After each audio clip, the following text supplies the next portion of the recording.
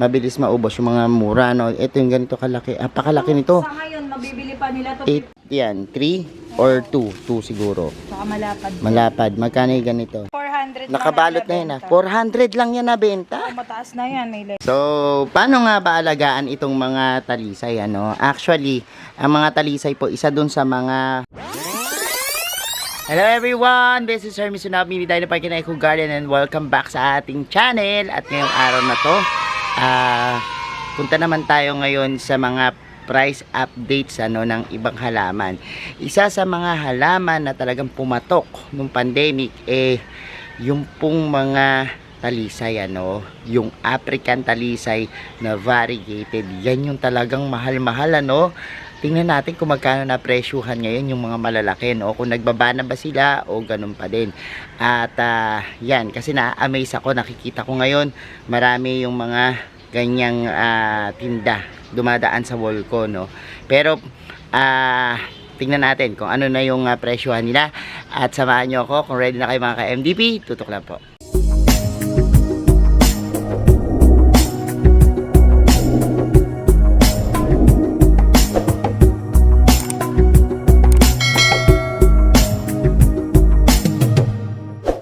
And we're back mga ka-MDP, at ngayon nga po, ayan sa background ko, nakita nyo naman yung napakataas na African talisay, variegated po yan, yan yung isa sa mga mahal-mahal bilhin ng pandemic, Tara, punta tayo dito sa Mini Dino Ornamentals at tanungin natin kung magkano yung presyuhan nila nito, Baka nagbaba na, kasi nung last time na umikot tayo, mahal-mahal pa din, Tara, at tingnan natin kung magkano yung mga ganito kataas. So, narito ngayon tayo sa Mini Dino Ornamentals. Tanongin natin kasi ang dami nilang ganitong tinitinda. Almost isang linggo ata na puro ganito yung mga tinitinda nila.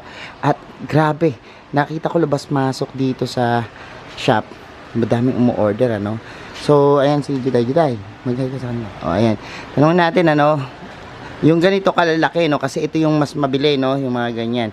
Magkano yung ganito? Yung, siguro mga ilang feet na to? 4 feet, Mga 4 feet natin.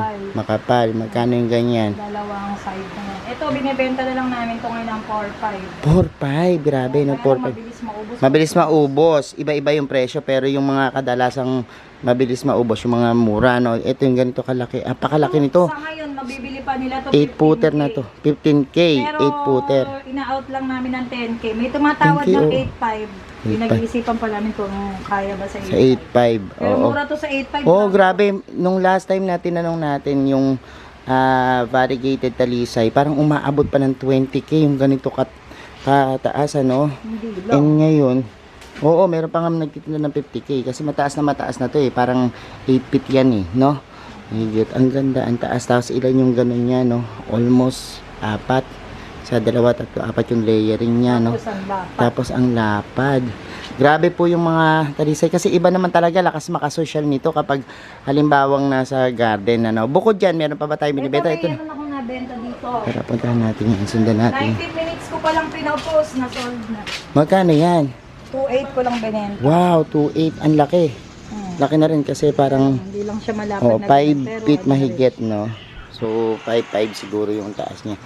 Pero okay na rin yung tubo. Maganda kasi yung mga tubo na nasa gitna. Pero ang ganda rin ito, Kakaiba, So, dalawa yung niya, sanga niya.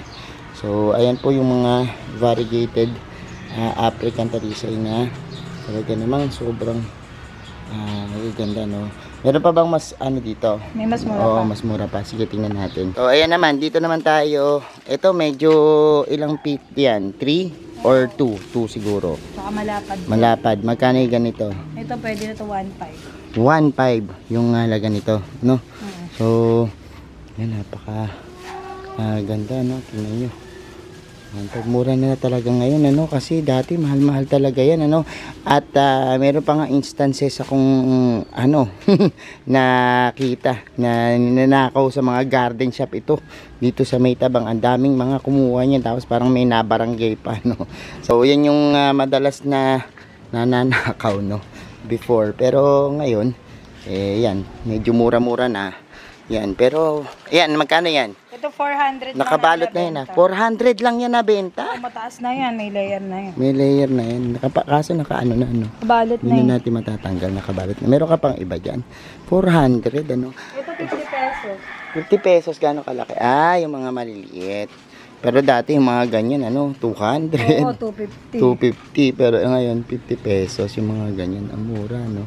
So, paano sila makaka-avail yan? Magme-message lang, no. Sa mini dino ornament. Sa mini dino ornamental. Pag-usapan natin paano alagaan. So, paano nga ba alagaan itong mga talisay, ano? Actually, ang mga talisay po, isa dun sa mga puno na naglalagas din, ano, kapag yung sobrang init, no? Kapag ganitong summer, may times po yan na parang naglalagas din, katulad ng ibang talisay. Yung African talisay, makita nyo minsan may mga parang ganyan na lang stick, ano. Pero buhay po yun. As long yung kanyang pinaka-stem, meron pang sariwa, buhay po yun, ano.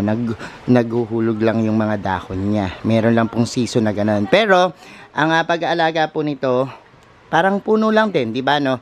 Maganda po siya na ilagay dun sa may pinaka direktang lupa. Dahil nga po ito is a tree, no?